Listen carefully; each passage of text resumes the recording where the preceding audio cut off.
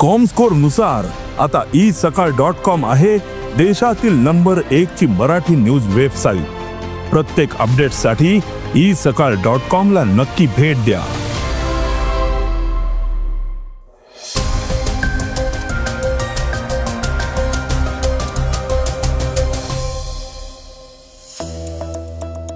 राज्यात पोलीस शिपाई पदाच्या 15,000 जागा भरणार आहेत।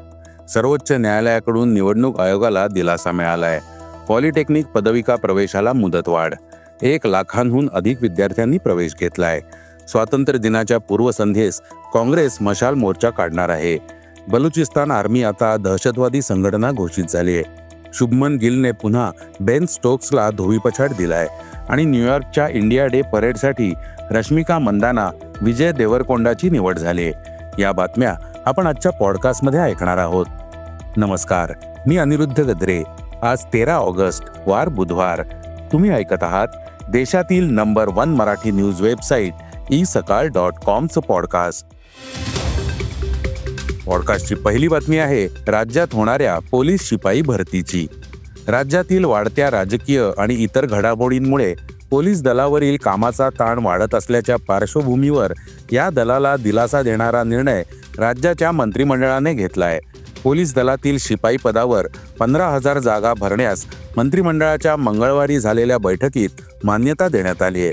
2024-25 या वर्षाच्या पोलीस शिपाई भरती प्रक्रियेस मान्यता देतानाच 2022 आणि 2023 मध्ये संबंधित पदासाठीची विहित वयोमर्यादा ओलांडलेल्या उमेदवारांनाही एक वेळची विशेष बाब म्हणून भरती प्रक्रियेत सहभागी होण्यासाठी अर्ज करता येणार आहे। मुख्यमंत्री देवेंद्र फडणवीस यांनी पावसाळी अधिवेशनादरम्यान पोलीस विभागासाठी मोठी भरती मोहीम हाती घेण्यात येणार असल्याची घोषणा विधिमंडळात केली होती। पोलीस दलाची पुनर्रचना करणे, नियम अद्ययावत करणे, अनुकंपा नियुक्त्या सुनिश्चित करणे आणि रिक्त पदांचा आढावा घेणे यासाठी 150 दिवसांचा उपक्रम राज्य सरकारने हाती घेतला होता। एवढ्या मोठ्या प्रमाणावरील भरती हा याच कार्यक्रमाचा एक भाग असणार आहे। राज्य सरकारने 2022 ते 2025 या कालावधीत 38,802 पोलीस कर्मचाऱ्यांची भरती केली आहे। त्यानंतर अतिरिक्त 13,560 जागांवर भरतीचा प्रस्ताव तयार केला होता। त्यानुसार या 15,000 जागा भरण्यात येणार आहेत। राज्याच्या पोलीस दलात 2024 मध्ये रिक्त असलेली व 2025 मध्ये रिक्त होणाऱ्या पदांचा आढावा घेऊन ही भरती केली जाणार आहे। पोलीस शिपाई भरती प्रक्रिया जिल्हा स्तरावरून राबवण्यात येते। त्यासाठी OMR आधारित लेखी परीक्षा घेण्यात येणार आहे। पॉडकास्टची दुसरी बातमी आहे निवडणूक आयोगाला सर्वोच्च न्यायालयाकडून मिळालेल्या दिलाशाची। निवासाचा ठोस पुरावा म्हणून आधार आणि रेशन कार्ड ग्राह्य धरलं जाऊ शकत नाही असं सांगत सर्वोच्च न्यायालयाने बिहारमधील मतदार याद्यांच्या फेरपडताळणीच्या प्रकरणात निवडणूक आयोगाला दिलासा दिलाय। न्यायमूर्ती सूर्यकांत आणि न्यायमूर्ती जॉय मल्ल्या बागची यांच्या खंडपीठासमोर बुधवारी पुन्हा या प्रकरणाची सुनावणी होणार आहे। या फेरपडताळणीच्या मोहिमेला आक्षेप घेत सर्वोच्च न्यायालयात असंख्य याचिका दाखल झाल्या आहेत। तर याचिकाकर्त्यांच्या वतीने कपिल सिब्बल यांनी युक्तिवाद करताना फेरपडताळणीच्या प्रक्रियेला आक्षेप घेतला। व्यापक मोहीम राबवित असताना काही ना काही त्रुटी राहून जातात। या त्रुटी दुरुस्त करण्यासाठीच दावे आणि आक्षेप मागवण्यात आले असल्याचं आयोगाकडून सांगण्यात आलंय। या मोहिमेदरम्यान 65 लाख लोकांना मतदार यादीतून वगळण्यात आल्याचं सिब्बल यांनी न्यायालयाच्या निदर्शनास आणून दिलंय। एका छोट्या मतदारसंघात 12 जिवंत लोकांना मृत दाखवण्यात आल्याचं सिब्बल यांनी सांगितलं असता हे लोक न्यायालयात हजर का नाहीत अशी विचारणा खंडपीठाने केली। यावर हे लोक येथे उपस्थित आहेत असं सिब्बल म्हणालेत। तर पडताळणी संदर्भातील नियमानुसार मतदार याद्या बनवण्याची गरज होती, पण त्यात नियमांचं पालन झालेलं नाही। मसुदा यादी जारी करण्याच्या आधी फॉर्म 4 घरोघरी पाठवण्यात आले नाही। लोकांकडून कागदपत्र घेण्यात आली नाहीत। यामुळे नियम 10 आणि नियम 12चं उल्लंघन झालंय। नियम 13 अन्वये ज्या समस्या सांगण्यात आल्या त्यातही त्रुटी आहेत असा दावा सिब्बल यांनी केलाय। पॉडकास्टची तिसरी बातमी आहे पॉलिटेक्निक पदविका प्रवेशाला मिळालेल्या मुदतवाढीची। राज्यातील पॉलिटेक्निक पदविका अभ्यासक्रमांसाठी यावर्षी आतापर्यंत 1,03,115 विद्यार्थ्यांनी प्रथम वर्ष डिप्लोमा अभ्यासक्रमासाठी प्रवेश घेतलाय. मागील 10 वर्षांतील हा सर्वोच्च आकडा असून प्रवेशाची टक्केवारी तब्बल 93% पोहोचली आहे. तर विद्यार्थ्यांचा वाढता प्रतिसाद पाहून प्रवेशाची अंतिम मुदत 14 ऑगस्टवरून 4 सप्टेंबरपर्यंत वाढवण्यात आल्याची माहिती उच्च व तंत्रशिक्षण मंत्री चंद्रकांतदादा पाटील यांनी दिली आहे. तंत्रशिक्षण संचालनालयाने राबवलेल्या विविध उपक्रमांमुळे आणि प्रवेश वाढीसाठी केलेल्या उपाययोजनांमुळे पॉलिटेक्निकमधील प्रवेशात मागील 10 वर्षांतील विक्रम झालाय. अखिल भारतीय तंत्रशिक्षण परिषदेच्या वेळापत्रकानुसार 14 ऑगस्ट हा अंतिम दिनांक निश्चित करण्यात आला होता. मात्र 10वी पुरवणी उत्तीर्ण विद्यार्थ्यांना संधी मिळावी तसंच सणासुदीच्या सुट्ट्यांचा विचार करून मुदतवाढ देण्यात आली आहे. आता विद्यार्थी 4 सप्टेंबरपर्यंत संस्थांमध्ये जाऊन रिक्त जागांवर प्रवेश घेऊ शकतील. हीच अंतिम तारीख थेट द्वितीय वर्ष प्रवेश तसंच 12वी नंतरच्या HMCT व सरफेस कोटिंग पदविका अभ्यासक्रमांसाठी लागू असेल अशी माहिती चंद्रकांत पाटील यांनी दिली आहे.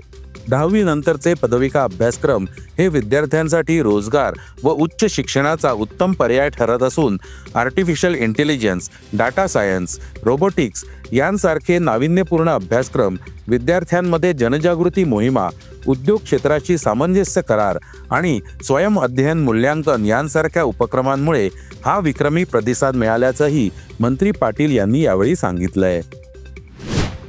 पॉडकास्टची चौथी बातमी आहे काँग्रेसकडून काढल्या जाणाऱ्या मशाल मोर्चाची.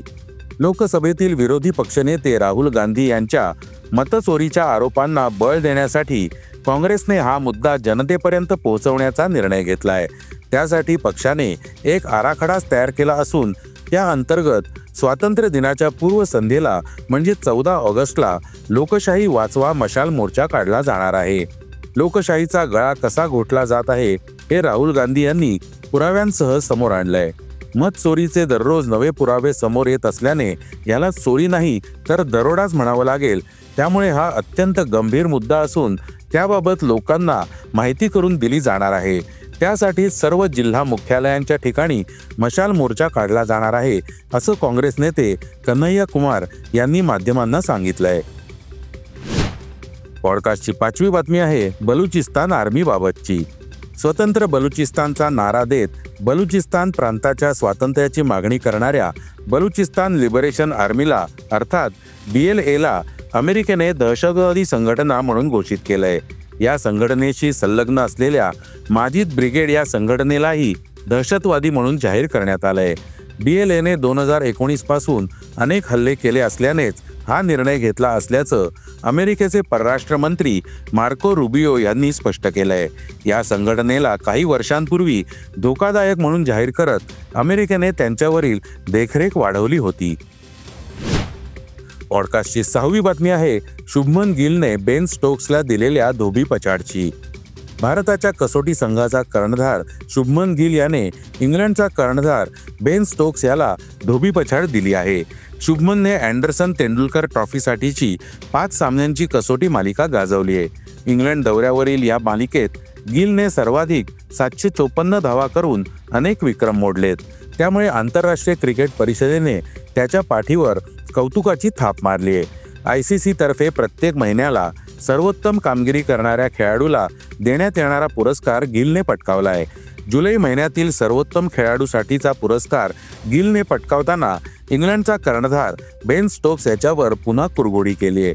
शुभमन गिलने इंग्लंड दौरा गाजवला आणि 5 सामन्यांची मालिका 2-2 अशी बरोबरीत सोडवली.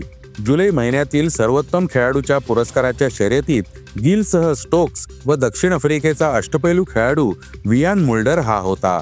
25 वर्षीय गिलने जुलै महिन्यात 3 कसोटीत 94.50च्या सरासरीने 567 धावा केल्या आहेत. यामध्ये एका द्विशतकाचा आणि 2 शतकांचा समावेश आहे. पॉडकास्टची शेवटची बातमी आहे न्यूयॉर्कच्या इंडिया डे परेडची. यावर्षी न्यूयॉर्कमध्ये होणाऱ्या इंडिया डे परेडसाठी प्रसिद्ध दाक्षिणात्य चित्रपट कलाकार रश्मिका मंदाना आणि विजय देवरकोंडा यांना सह ग्रँड मार्शल म्हणून आमंत्रित करण्यात आलंय. 17 ऑगस्ट रोजी मॅडिसन अव्हेन्यूवर होणारा हा उत्सव सर्वे भवन्तु सुखिनः या संस्कृत वाक्यांशाखाली आयोजित केला जाणार आहे, ज्याचा अर्थ सर्वजण आनंदी राहोत असा होतो.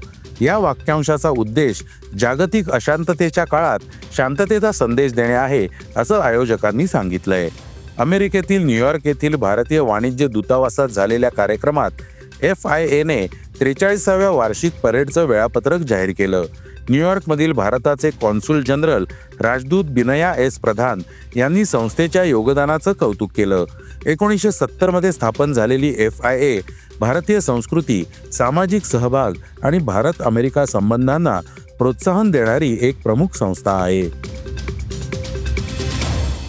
हे होतं isakal.comचं पॉडकास्ट, अर्थात सकाळचं पॉडकास्ट. उद्या पुन्हा भेटूयात. हे पॉडकास्ट तुम्हाला कसं वाटलं जरूर कळवा. त्याला रेटिंग द्या आणि इतरांना रेकमेंड करा. धन्यवाद. Script and research by Mayur Ratnaparkhe.